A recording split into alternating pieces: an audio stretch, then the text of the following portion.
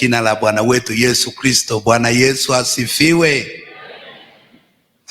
Karibuni sana. Kama vile mmesikia, jina langu ni Reverend David Kipsoi, ni askofu wa AIC Keyo Marakwet. Nampenda Yesu, ni mwokozi wa maisha yangu. Hiyo ndio furaha. Kristo aliniokoa nikifanyia kazi serikali. Niliajiriwa 1979 kufika miaka wa 87. Baada ya kukutana na Bwana Yesu, nikawacha hiyo kazi na nikarudi shule kusomea neno la Mungu. Na wakati huo nilikuwa tayari nimeoa, na watu wengine wakanikejeli kusema, unawacha kazi kalegeme tagasa baria, alafu unakuja kanisa mahali sadaka natolewa tu, toa ndugu, toa dada. Lakini mimi nikaambia, I have decided to follow Jesus. And I want to thank you, brethren, and thank God. It is now about 40 years in this service. Na nataka kushukuru Mungu sana. Nataka kushukuru Mungu sana. Mimi nimeoa, nimekuja na mke wangu, simame mahali pale. Bikie makofi ni wangu. Asante sana. Sisi tumeishi na yeye 42 years. Yeah. Mungu ametubariki na watoto 4 wakubwa kiasi. Na wote wameoa na kuolewa, na pia wametupatia wachukuu. Tayari wenye wameingia ni 10 na bado tunatarajia wengine. So nataka kushukuru Mungu sana. Asante sana askofu kwa mwaliko.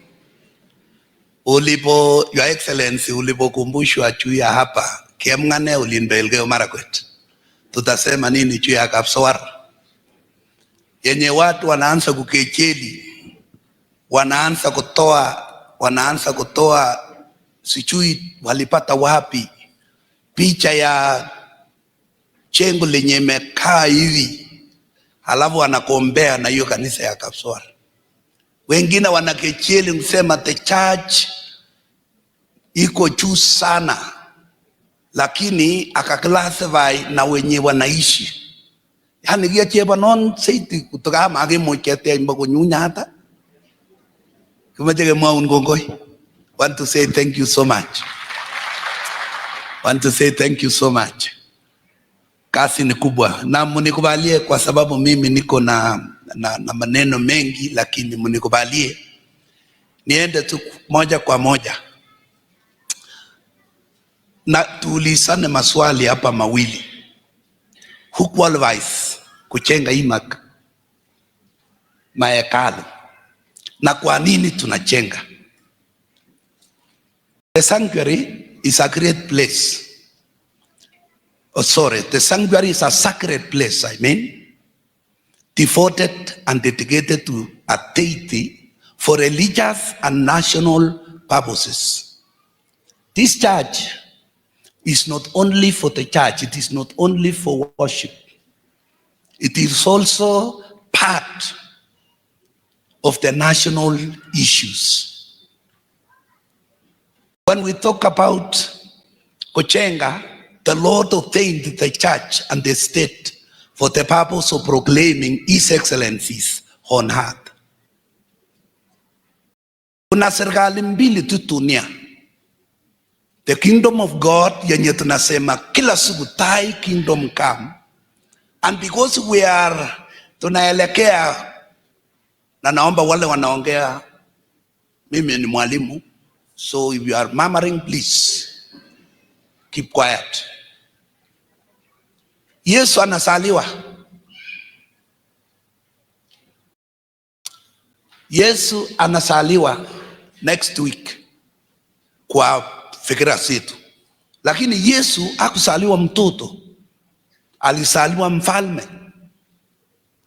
Na akaweka hiyo ufalme wake hapa duniani. Na hiyo ufalme inaendeshwa na kanisa, Jesus being the king. Na kuna ufalme ya dunia, ukisoma katika Romans chapter 13 verses 1 mpaka verse 7, the Bible tells us also God ordains the state. Na kuna hao watu wawili ambao Mungu amewaweka katika dunia ili kuproclaim his excellencies. Ukisoma mahali pale nasema there is no state, there is no authority ambayo inakaa mahali pale. Then I was telling people, hata mnajua hata ile Idi Amin inatoka kwa Mungu. Watu wakicheza naweza kutoka poko nyoroso watu kuja line kidogo. Mungu ana ordain, na kwa sababu ya hiyo a people are blessed or cursed by the kind of altars they build. Inchi kila kitu inaweza haribika kwa sababu ya ila altars, madhabahu yenye tunaweka. Sasa mbona watu waongee juu ya madhabahu zingine zaidi ya madhabahu la Mungu? Leo na askofu akiongea hapa, mbona? Then it might be Antichrist. Who knows? The Israelites were commanded to destroy the high places of the Canaanites along with their idols. And the Bible says in the book of Psalm 33, verse number 12, the Bible states that blessed is a nation whose God is their Lord. Blessed. Mebarikiwa nchi. Na sasa mimi, Your Excellency, hiyo wimbo wetu wa taifa, Mungu nguvu yetu, ni kana kwamba tunafanya mchango kwa Kenya hii kutoa Mungu nje. Hivi karibuni hiyo naona amendment itatokea kwa hiyo kitu. Mimi naona ya amendment itatolewa kwa hiyo wimbo wa taifa, ndugu Honorable Suti, ili kutolewa hiyo neno Mungu nguvu yetu. Kwa sababu gani? How can we be against what God has ordained? But allow me to ask you two questions. One, who is qualified to build the sanctuary? Who is qualified? Let me say, as I answer the question, anyone whose heart is tired by God. Anyone whose heart is tired by God. And allow me to give you from the Old Testament. King Solomon, mahali tulisomewa, the first temple, which was destroyed by the Babylonian Empire. In 2 Chronicles chapter 6, mahali tulisomewa, verse number 7 through verse 9, Solomon is saying, my father David had in his heart to build a temple for the name of the Lord, the God of Israel. But the Lord said to my father, you did well to have it in your heart to build the temple for my father, for my name, sorry. Nevertheless, you are not the one to build the temple, but your son, your own flesh and blood, he is the one who will build the temple for my name. Hapa tunaona huyu Solomoni akileta testimony ya baba yake. We should also be remembered that, or we should remember that the king had collected the money and the materials. Alikuwa amecollected pesa na materials. David mwenyewe ngawacha hakuchenga, halicollect materials. In 1 Chronicles chapter 29 verse 14, King David said, but who am I and who are my people that we should be able to give as generous as this? Everything comes from you, and we have given you what comes from your hand. David alikuwa amesanya, lakini kijana yake akakuja kuchenga. Example number 2 is King Cyrus. King Cyrus, the second temple after captivity. Baada ya Wanaisraeli kurudi nyumbani, God spoke to King Cyrus na akaambia hivi, in the first year of Cyrus, king of Persia, in order to fulfill the words of the Lord spoken by Jeremiah, the Lord moved the heart of Cyrus and said, the Lord, the God of heaven, has appointed me to build a temple for him at Jerusalem in Judah. Askofu alipotaja, even some of them are pagans, lakini he is testifying. Ana testify na kusema, Mungu, God has stirred my heart na niende kujenga. It did not originated from the Jews. It originated from this pagan king. Na kusema Mungu, na akasema, so that the fulfillment of the words of Jeremiah. That's why nasema naonekana hata kwa nchi we want to be anti-prophecy. Ili the spoken words of Jeremiah will be fulfilled. The third one is King Herod. Na hapa watu wanaita the third temple, but it was not the third temple. It was the continuation of the second temple. This man, King Herod, reconstructed of the temple under Herod was a massive expansion, renovation, and was completely refurbished. Sasa huyu jamani anaitwa Herod alikuja akapanua ile hekalu. Akakuja akafanya kazi kubwa katika hiyo hekalu. Akaweza ku renovate na kupanua na kutengeneza kwa sawa. This temple was destroyed by Roman Empire in 70 AD.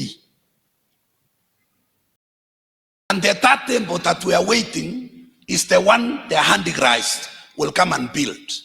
Because in Jerusalem now, there is no temple. Hakuna. Jambo la pili wa ndugu zangu, kabla sijajibu swali la pili, ni kwamba who qualifies? Who qualifies? It is anyone yenye Mungu amestaya moyoni mwake. Tunapojenga mahekalu haya, atujengi for prestige. Sio kitu ya kujivuna nayo. Ni mahali na tutawaambieni reasons why are we building it. So ningependa kuomba nchi, tafadhali, as the bishop has said, let us not mix issues ya personal issues na mambo ya kiroho na mambo ya Mungu. Wana wa Israeli walichukuliwa captivity kwa sababu ya kucheza na hekalu ya Mungu na kucheza na mambo ya Mungu. Allow me to mention some few things or reasons as to why we built these sanctuaries.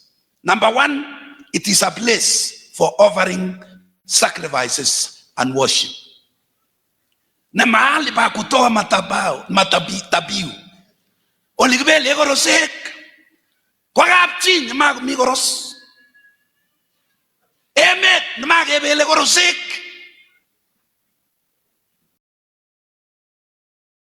Inchi tagahaji. Wala mag migap koros. Wanyama wa kwa ndugu zangu, it's a place na mahali pa kutoa sadaka zetu za kutukuza Mungu, fungu zetu, watoto wetu wanaingia hapa, we dedicate our children. Sasa mnatuambia ya kwamba, and your excellency, nilikusikia jana ukiongea Mombasa juu ya mambo ya parenting na watoto kutunzwa.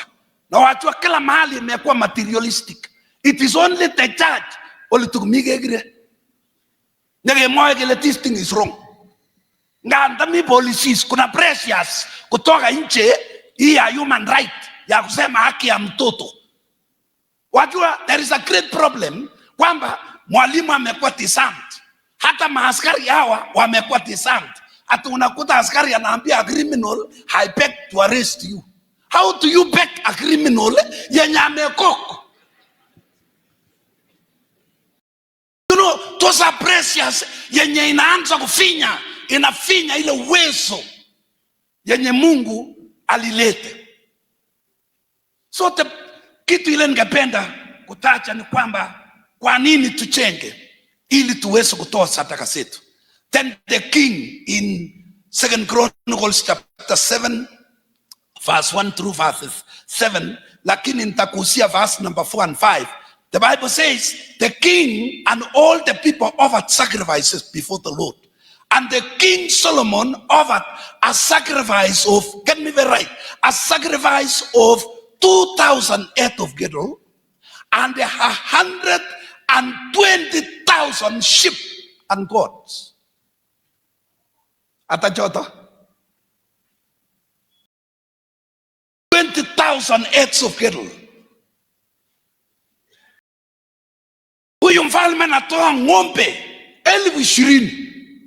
Akatoa mbuzi pamoja na kondoo 120,000. Kwani mambo ya kutoa kwa kanisa ilianza juzi. So we want to challenge. And in fact, sisi AIC, we are presbyter. Mutatusamea. Sisi we are presbyter in governance. Imambo ya kuongea, sijui askofu hata imetokea wapi. Wajua hii kanisa ya AIC, si sana kupiga kelele because we are presbyter. But we want to ask, na tuombe nchi yetu, ya kwamba kanisa hizi, si mahali pa, it's not mahali pa kujichengea China, ni mahali pa kuabudu Mungu. Na mahali pa kutoa sadaka zetu. Makofi kwa Bwana Yesu.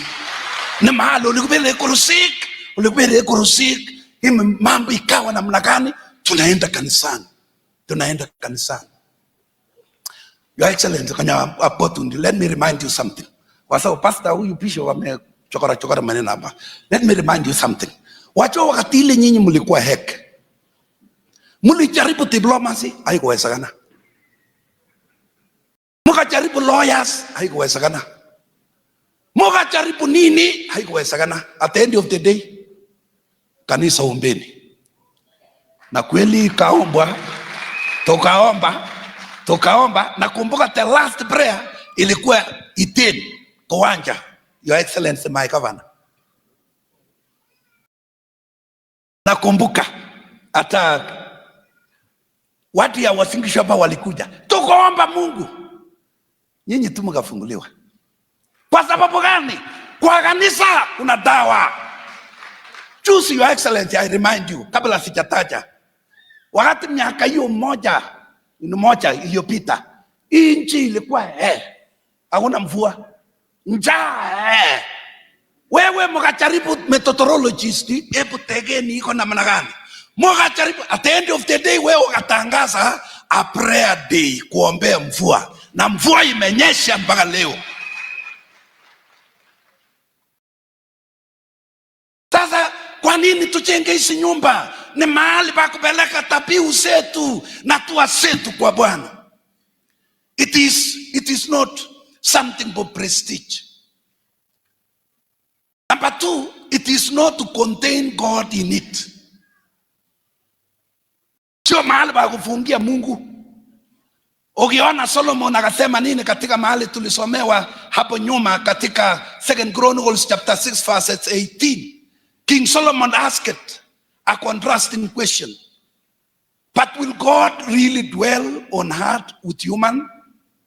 The heavens and even the highest cannot contain you. How much less this temple that I have built? Wakristo tuelewe, atuchengi hizi mahekalu ili tufungie Mungu ndani.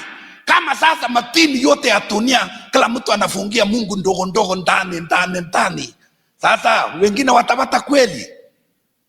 Wachungaji, we should also be theologically upright that God is omnipresent, and it is not omnipresent to Christians and believers alone. Even to the non-believers, God is present there. Kama ikipeshia takangi mache yake kula kwa machana kwa kule choki hata mtu mwenye kule choki negi yote kuregi. Hata nilikuwa nataka kutwanga kitu ikaniambia. Hiyo kitu ikaniambia ni nini hiyo? It's God. Because God is dealing with people through their conscience. So Mungu wetu si kitu kidogo ya kuja kufungia kwa manyumba haya.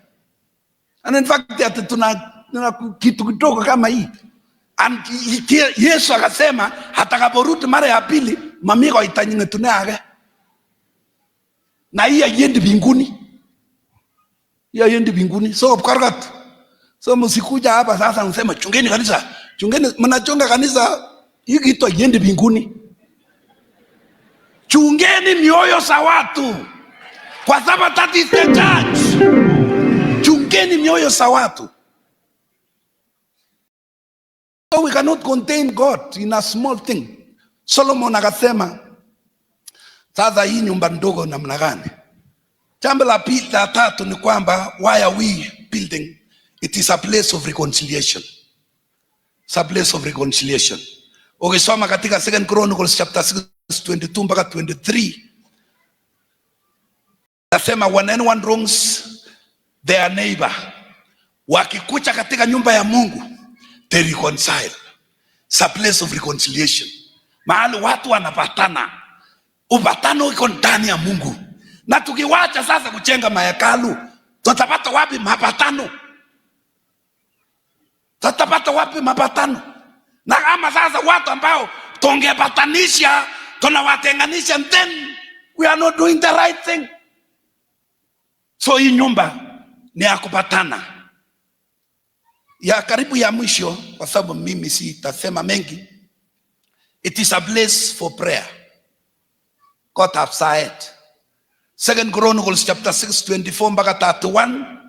When we are defeated in any way because of our perversion, the Bible says tukikuja kwa hii nyumba na kuomba Mungu, tutasamehewa na Mungu atatupatia ushindi. Bwana Yesu asifiwe.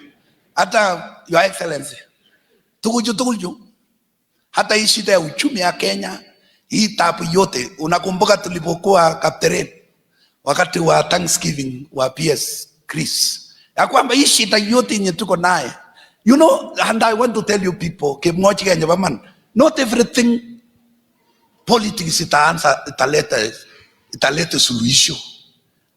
Professionalism is not a solution to everything. There are some things that needs spiritual intervention.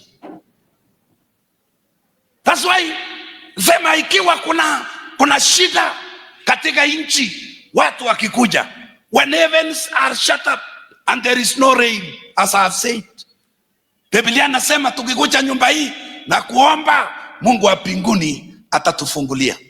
One famine, blight and locusts, disasters of any kind, when a prayer is made katika nyumba hizi, Baba wetu wa mbinguni atatusikia.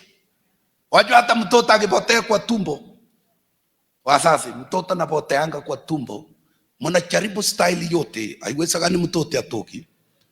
Mnaenda kwa daktari anafinya, haiwezekani. Mnaenda ya kienyeji huko kwetu Marakwet, naita mnakula chebelel, mtoto hakuna. At the end of the day mnasema pastor, wacho ile meosa ni ya Mungu. Naambia Mungu basi sisi akili yetu out. Na utakuta tu pastor naomba na usema Mungu, wewe ndio unapeana watoto.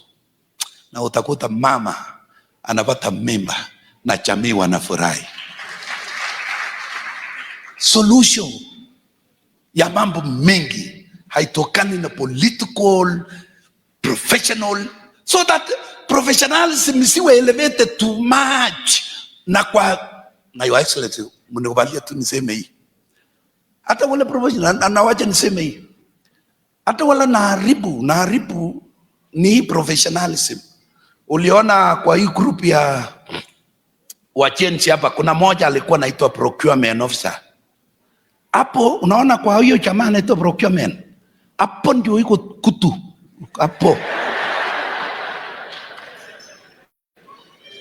Hapo ndio iko kutu, kwa sababu kama huyu procurement officer hatafanya the right thing, utakuta kalamu kama hii yenye mimi niko naye hapa, kalamu kama hii yenye inauzwa shilingi 10 kwa procurement, shilingi 200, shilingi 2000 kwa procurement. Sasa mimi najua kogo kweli kogo, na yule ataenda shule anajua hii maneno ya procurement. So nani huyu? PQ. Wandugu zangu, nataka kuwaomba ya kwamba hii nyumba tukikucha hapa na kuomba Mungu atusaidie The Bible says righteousness exalts a nation, but perversion is a disgrace to everybody. Wacha nimalize kwa kusema kwamba it is for everyone. This house is for everyone. Even foreigners, they are allowed to come here and pray. Hata wale si wa Kristo. Biblia anasema hata wale walevi wanapopita hapo. Sijui kama mnajua walevi wanapotokea pande ile, anakuja anapiga kelele, kufika hapa ananyamaza. Usema mimi najua hapa ni nyumba ya Mungu. Na Mungu saidia kabisa, na anapita hapa polepole anaongelesha Mungu. Msitarau watu. How watu, they are members of this house. Do you know that they are members of this house? They are members. Na wanajua. So mimi nataka tu nimalize kwa kusema kwamba Mungu atubariki. Ya kwamba tuchenga mahekalu haya si prestige. Mimi najua kama vile askofu ametaja, majina yenu iliharibika. Hata juzi, Your Excellency, you are humiliated. Lakini don't worry about. Hata kuna Sanballat na Tobia. Musiogope. Musirudi nyuma. Musikubali Sanballat na Tobia kutake over.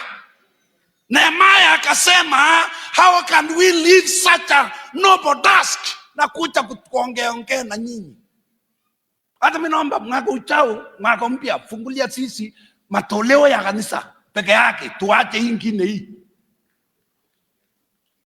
Sababu gani? Hatuwezi kupingana na Mungu mwenye ametubariki na ametuinua katika utukufu lake mpaka penye tuko. So tusirudi nyuma.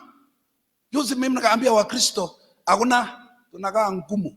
Na tumekaa ngumu kweli. Tumekaa ngumu, hakuna. Sisi tunaenda mbele, tuliokoka Bwana na tunajua penye tunaenda. So Mungu awabariki sana, Mungu awainue sana.